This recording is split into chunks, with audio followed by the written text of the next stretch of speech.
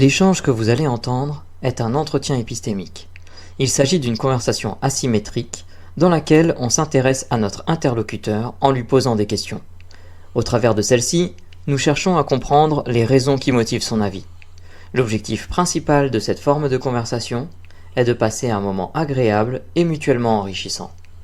Donc, Jean-Emmanuel, est-ce que tu acceptes de parler avec un gueux que tout le monde rejette puisque personne veut parler avec moi? Et je crois que c'est un peu de ton boulot de t'occuper des gens comme moi. Donc, est-ce que tu serais d'accord pour que nous ayons cette discussion tous les deux, même si nous nous connaissons un petit peu? Mon cher Russell, c'est trop bon, c'est trop drôle parce que en fait, je me suis dit que moi j'étais bien à l'aise avec toi. On a déjà échangé plusieurs fois et donc je me suis dit bon bah tant pis, c'est John qui m'a été attribué, bah pas de problème, tu vois. Bon. Tu vois, mes prières sont un peu trop puissantes, je trouve. Je trouve qu'elles sont un petit peu trop puissantes. Donc, en fait, je n'ai pas prié pour que ce soit le gueux Russell qui m'interroge, mais j'en avais quand même le désir. Tu vois, mes désirs se réalisent. Donc oui, bien sûr, volontiers. Alors là, si je réponds à tes désirs, j'en suis ravi. Que à ce niveau-là, mon cher Russell, ne va pas plus loin. Je me doute bien. On va pas dissocier l'œuvre du 1, on va pas commencer. Voilà, on va pas dissocier exactement l'épistémie de l'échange. C'était pas trop long à attendre, par contre, aujourd'hui, hein, Non, ça va parce qu'en fait, je fais autre chose pendant ce temps-là. Bah, je pense qu'on fait tous un peu la même chose. J'étais en train d'écrire en même temps quelque chose et puis je vous écoutais un peu. J'étais quand même attentif, mais voilà, je pouvais faire autre chose, donc ça va. Okay. Et puis en plus c'est dimanche et puis là j'avais pas de contraintes. Souvent j'ai des contraintes, mais bon je te le dis en général quand j'ai une contrainte je dis ben voilà je suis pris à tel ou tel moment. C'était pas le cas aujourd'hui donc c'est parfait. Non ça va vraiment très bien. C'est parfait. Ah bon bah je suis ravi. Alors du coup on va peut-être pouvoir démarrer. Ta position par rapport à ce thème aujourd'hui, peut-on dissocier l'œuvre de l'auteur? Comment tu te positionnerais, toi? Et ensemble, on va essayer de comprendre ce qui t'amène à te positionner. Tout à fait. Alors bon, c'est une question vraiment très importante et à laquelle je suis confronté régulièrement. Et c'est pour ça que ça m'intéresse. Et bon, là, bien sûr, il y avait l'abbé Pierre, mais il n'y a pas que l'abbé Pierre, il y a des tas d'autres. C'est vraiment la question aussi de la dissociation. Tu sais, Russell, c'est un peu un roman très célèbre explique ça très bien. Dr Jekyll, Mr Hyde, c'est exactement ça. C'est-à-dire que tu peux être un docteur absolument génial, faire de super, être un médecin extraordinaire le jour, et puis un assassin la nuit, Mr Hyde. En fait, derrière ce roman, c'est une question très très profonde. Comment se peut-il qu'une quelle personne puisse, comme l'abbé Pierre, avoir fait une œuvre caritative extraordinaire, avoir alerté, et que par ailleurs on apprend que il y avait un comportement qui était déviant sur bien d'autres choses. Donc je pense que cette question-là est une question très profonde.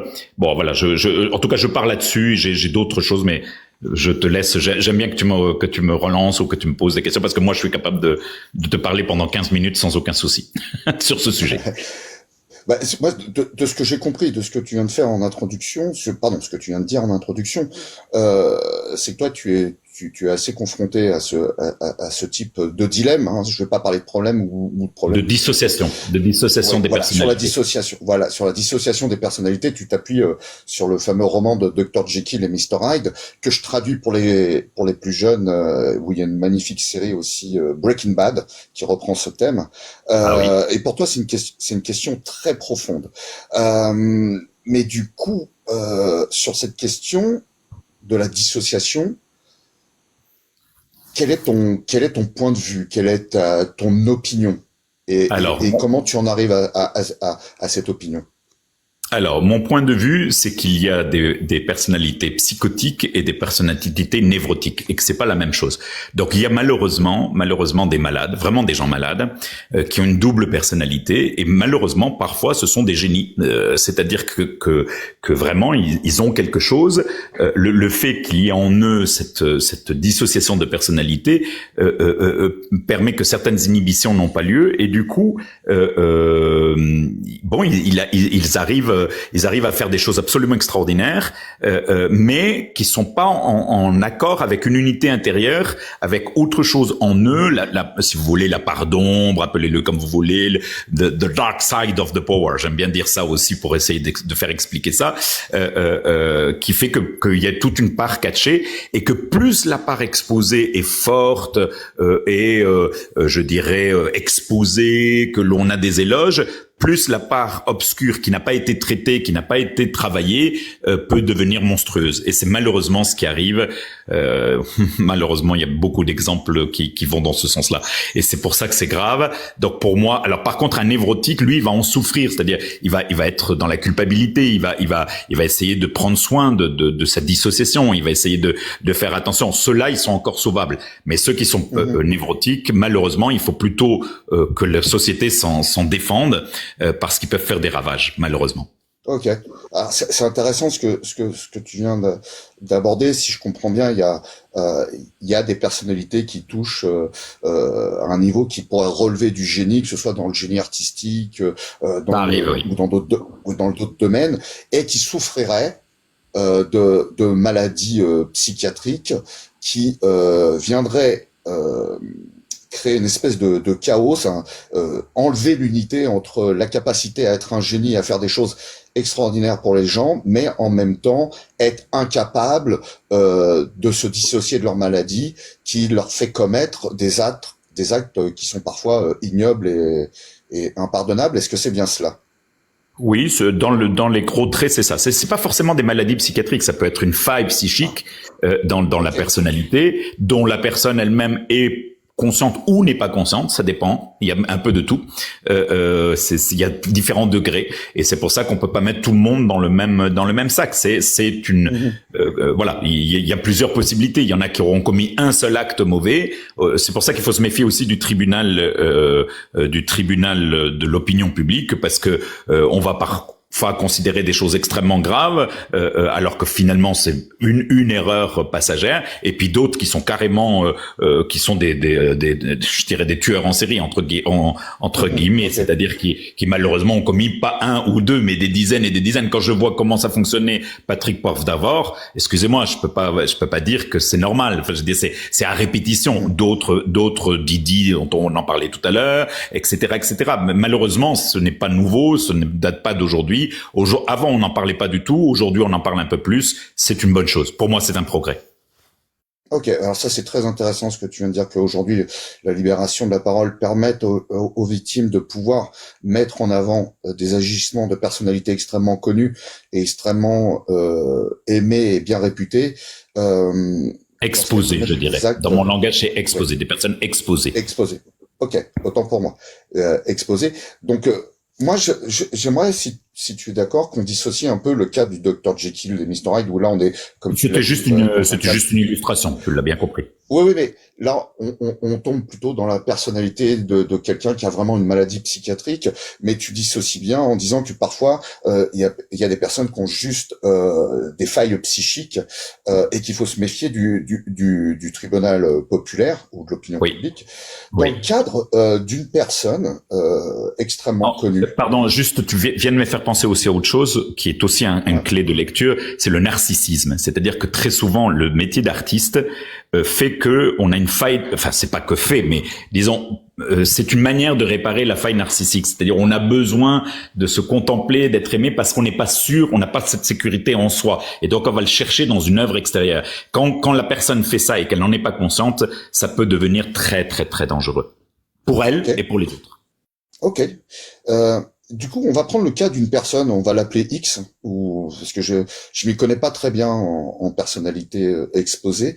On va dire, ou on va prendre le cas de Monsieur Poivre d'Arvor comme expérience de pensée.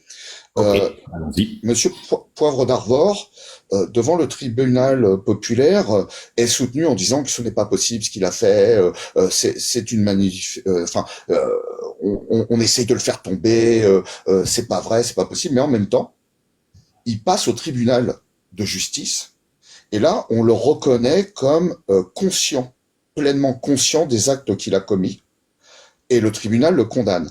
Est-ce que du coup, là, on devrait dissocier ce côté populaire, bienveillant, comme quoi il a fait du bien aux gens pendant des années, de la personne, ou tu considérais quand même que comme il a fait du bien auprès des personnes, on devrait quand même accepter un peu que son image ne soit pas ternie ou trop abîmée. Alors, très concrètement, au tribunal, si on parle bien en pensée, qu'on se trouve au tribunal, la première chose, ça serait le fait que la personne ait conscience du mal qu'elle a commise et en prenant conscience, demande pardon à ses victimes, un vrai pardon, et qu'il accepte même le châtiment qui irait avec parce que conscient de la gravité des actes qu'il a posés. Malheureusement, certains le font, mais beaucoup n'y parviennent pas, ils vont trouver des excuses, ils vont dire de toute façon les gens étaient au courant, personne n'a rien dit, enfin ils vont autrement dit trouver des excuses. D'ailleurs, à mon sens, c'est ça qui est grave, c'est que on savait très bien pour PPDA, et on a mené des jeunes filles, j'ai encore entendu un interview il y a pas longtemps, on mettait des jeunes filles ravissantes, 19 ans, on les mettait devant, on les faisait attendre, des belles journalistes, tout le monde était au courant, et ce monde hypocrite ne dit rien. Et par contre, quand c'est ailleurs, que ça se passe ailleurs, alors là, on montre du doigt. Donc, je trouve que en même temps, c'est tout à fait à l'image du monde factice dans lequel on se trouve, dans lequel, tant que les apparences sont sauves, ça va, c'est l'image. Et puis, quand on commence à gratter derrière, on se rend compte qu'il y a pas mal de gens pourris. Donc, voilà ce que je pense. Ok. Intéressant. Alors du coup, j'avais deux pistes à investiguer. Je vais te les signifier si j'ai bien les deux, puis on verra ensemble sur laquelle on part. Nous parlons de l'abbé Pierre, on peut parler de l'abbé Pierre. Non. Il y en a qui trouvent que PPDA c'est pas un bon exemple. Ok. Alors on parle sur l'abbé Pierre. Imaginons que l'abbé Pierre soit encore vivant, qu'il soit condamné devant le tribunal de justice, mais qu'il n'exprime pas la demande de pardon parce que lui n'estime pas avoir commis ces choses-là, ou en tout cas la gravité de ces choses. Est-ce que du coup tu dissocierais l'abbé Pierre de son œuvre ou pas? Et le deuxième, tu parlais des apparences. Donc effectivement, dans les apparences, dans l'affaire de l'abbé Pierre, j'ai ouï dire que pas le pape, mais le clergé en Italie, le clergé en Italie était au courant et avait demandé au clergé français de dénoncer cela, mais pour sauver les apparences et au regard de la notoriété de ce monsieur, ils ont tué l'affaire. Moi, je partirais bien sur cette notion d'apparence, si ça te convient. Je te suis. Vas-y, dis-moi. Oui, ça me convient. À quel point tu penses que la notoriété de l'abbé Pierre est venue livrer des femmes en pâture, car si le clergé était au courant et qu'ils ne sont pas intervenus, c'était pour sauver justement l'apparence et l'image de ce monsieur. Est-ce que tu penses que, pour le coup, elle aurait dû se dissocier de l'abbé Pierre ou pas? Alors, c'est évidemment beaucoup plus complexe dans le réel, parce que ça, je connais un petit peu la situation réelle. Dans le réel, ils sont intervenus. Ils ont même mis un chaperon auprès de l'abbé Pierre, justement en raison de ces comportements qui étaient problématiques. Donc, il y a bien eu, mais il n'y a pas eu assez, parce que à cette époque-là, effectivement, malheureusement, la chape de plomb était plus importante. Sauver l'institution était plus importante. Moi, je suis pourtant prêtre catholique, mais j'assume ce que je dis. À cette époque-là, on considérait que sauver l'institution était plus important que les victimes. En fait, on n'écoutait pas vraiment les victimes. On n'avait pas conscience comment une victime, ça peut la détruire pendant 40 ans, 30 ans, 40 ans, et que souvent, d'ailleurs, elle-même était dans le déni, dans ce qu'on appelle l'amnésie traumatique, et que ça sort 30 ans après, mais que bien des problèmes qu'elle a eu tout au long de sa vie, malheureusement, étaient parfois le tel ou tel type d'abus, tel ou tel acte qui était un abus, qui était un véritable abus. Donc, à mon sens, il y a eu, on n'a pas pris la mesure de la gravité des choses. Et de fait, il y avait eu dénonciation. Donc, ce qui prouve qu'il y a et je pense que c'était des ecclésiastiques qui l'ont dénoncé. Donc, il y a bien eu quelque chose, mais on n'est pas allé au bout du processus, parce que à cette époque-là, on n'avait pas la conscience que l'on a aujourd'hui, beaucoup plus vive, de la gravité des traumatismes que cela occasionne chez les gens. Ok. Et moi-même, je suis confronté à ça, et c'est pour ça que j'en parle. Parce que je vois bien comment le fait de ne pas avoir mesuré la gravité des choses a permis malheureusement la généralisation de même que par exemple on a beaucoup plus conscience aujourd'hui des ravages de l'inceste, alors qu'autrefois on disait bon c'est pas grave, le grand-père a eu la main leste, mais c'est pas grave. En fait c'est extrêmement grave d'un point de vue psychique.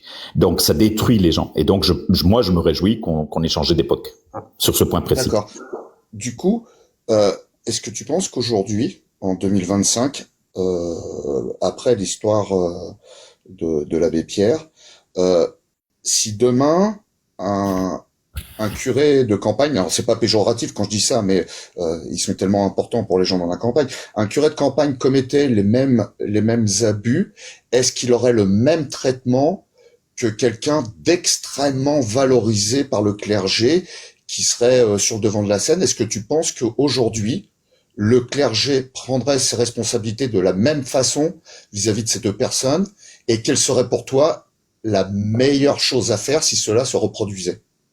Alors, non, pas de la même manière, pour la raison même du live de peut-on dissocier l'œuvre de l'auteur, c'est que le prêtre de campagne n'aurait pas lui fait une œuvre, alors que l'abbé Pierre, ce qu'il a, entre guillemets, changé un peu la donne, c'est qu'il avait créé une œuvre, Emmaüs, qu'il était très connu, que il a fait beaucoup pour les pauvres, et que donc du coup cette œuvre-là était en péril, enfin semblait en tout cas être en péril, et que du coup non, il n'aurait pas du tout le même traitement. Le prêtre de paroisse certainement, il serait dénoncé, peut-être qu'il aurait un procès en catimini, on le mettrait à part pendant un temps, etc., etc. Donc il y aurait pas le même traitement. Là, concrètement, le grand problème, c'est que c'est un homme public. En plus, je vous rappelle que l'abbé Pierre a été député, parce que ça on l'oublie.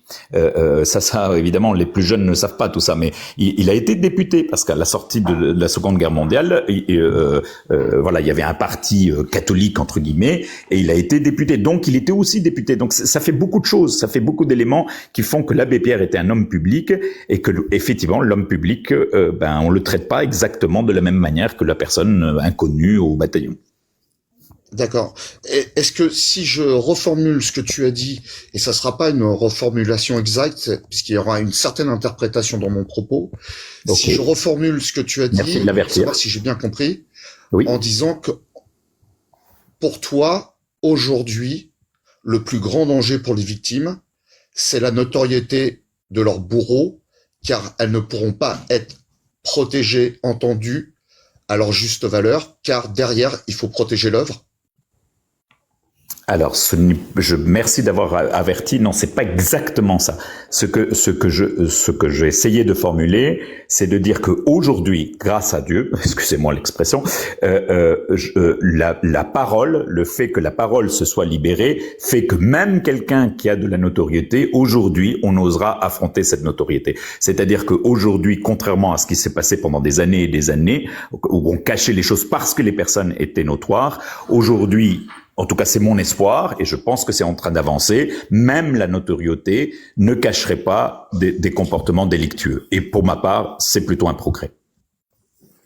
Eh ben, écoute, je te remercie en tout cas pour cette clarté. Et puis, merci à toi, Vincent. Pour toutes ces réponses, puisque nous sommes arrivés au terme des 15 minutes. Donc, tu me permets juste une dernière chose. Tu me permets juste une dernière chose. Vas-y.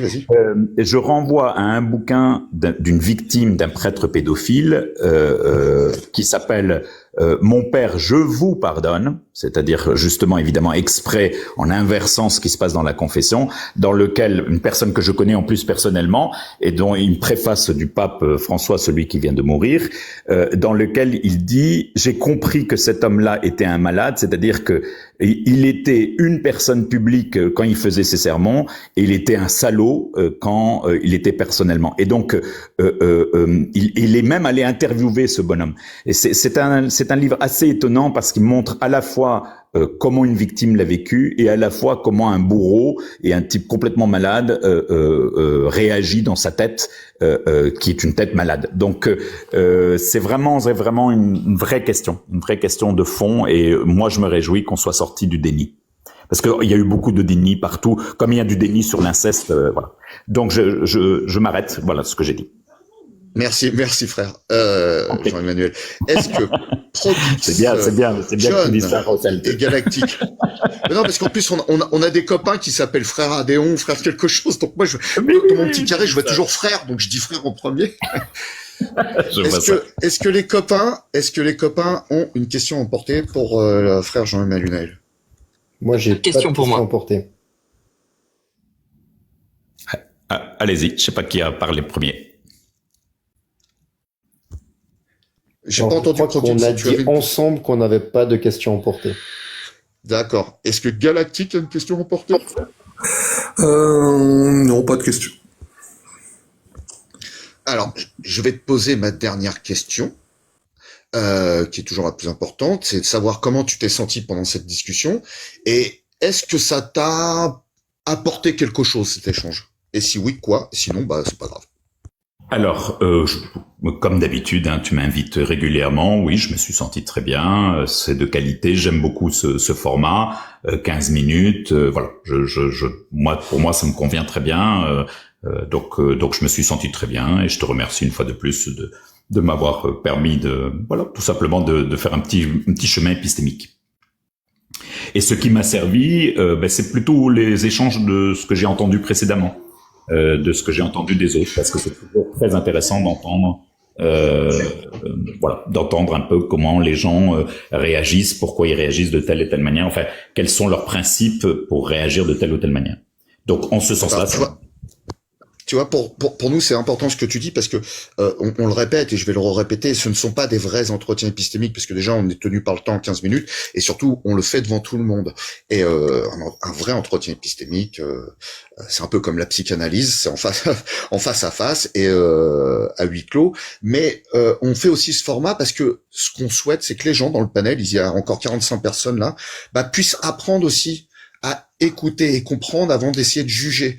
Et c'est en ça qu'on essaie de faire monter tout le monde, et c'est important pour nous, ton retour, parce que voilà, ça nous encourage. Je te remercie. Et je rappelle que tu seras sûrement présent sur le nouveau format qui est lancé sur TikTok, qui a lieu une fois par mois, qui s'appelle Niveau Critique, en présence de Thomas Durand, Assermandax de la Tronche en Biais.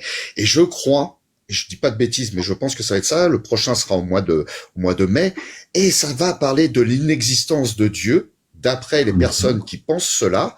Et je pense que tu seras bien sûr le bienvenu pour pouvoir échanger et débattre avec les influenceurs athées. Volontiers, comme je suis à Montréal, il y a un décalage horaire, donc ça dépendra un petit peu de ce qui est possible ou pas possible. Puis ça dépendra de la manière dont le débat est présenté. Mais il n'y a pas de souci. Oui, si je peux, on verra. Chaque chose en son temps. Eh ben. Que ça se passe bien. Une autre chose qui me semble très importante, c'est que la notoriété, et donc quand on parle de l'œuvre d'un auteur, la notoriété présente le risque de l'abus de pouvoir, parce que la notoriété m'offre un certain pouvoir, et donc c'est souvent ça le problème, c'est que c'est pour ça qu'il faut distinguer l'œuvre de l'auteur, mais sans les séparer, mais malheureusement c'est très souvent ça. Très bien. Merci beaucoup, frère Jean-Emmanuel. Est-ce que je te laisse descendre tout seul parmi les vivants dans le chat ou est-ce que... Oui, il n'y a pas de souci. Il n'y a pas de questions à emporter. Je me laisse pas de questions à emporter, c'est dommage. Non, ma dernière question, tu y as répondu, donc je ne vois pas. Et puis non, pour moi c'était très clair et très très agréable. Donc non, j'en ai pas qui me viennent. Pas de souci. Désolé. Pas de souci. Si j'en ai une, je te l'enverrai en privé. Oui. On le fait souvent. Hein, on échange souvent telle ou telle chose, telle ou telle question. D'ailleurs, je te remercie pour ta confiance. C'est super. Et puis, elle est réciproque. Donc, merci pour ce format. C'est super. À la prochaine. Ah merci oui. Puis, juste une question purement technique. Il paraît que les mercredis, vous faites aussi quelque chose. Alors, ça dans le chat. Alors, les mercredis, il y a des choses qui se passent sur le Discord. Il y a Mike Toy qui a monté, c'est vrai. Ouais, qui a monté un format sur Twitch et sur le Discord. Okay. Qui est à peu près, il me semble, les mêmes lives épistémiques. Et tu as Progix. Juste aussi qui fait. Si vous êtes intéressé, moi j'ai aussi un Discord, donc je veux bien éventuellement voilà, si vous pensez que ça peut être intéressant, c'est quand même ce genre de débat qui m'intéresse plus que des fights bêtes et méchants. Alors juste, je te reprends un peu rapidement, c'était pas Twitch. À chaque fois, vous dites Twitch et McToy fait des bons parce qu'en fait, c'est la chaîne YouTube d'Opinion sur Rue. Ok. Le mercredi. Et après, je vais reposter dans un instant, pour ceux que ça intéresse, justement, le lien du Discord d'Opinion sur Rue et la chaîne d'Opinion sur Rue, la chaîne YouTube. Donc sur YouTube, l'opinion sur rue, c'est ça? Je vais chercher tout de suite. Je vais marquer ça tout de suite. Je vais le mettre tout de suite dans le. Alors pour le moment, je vais juste remettre un instant la chaîne des lives épistémiques, voilà, qui vient de passer. Et dans les 2 minutes qui suivent, je vais mettre les deux liens, dont le Discord, voilà. Ok, merci. Je suis en train de le faire en même temps que je te parle.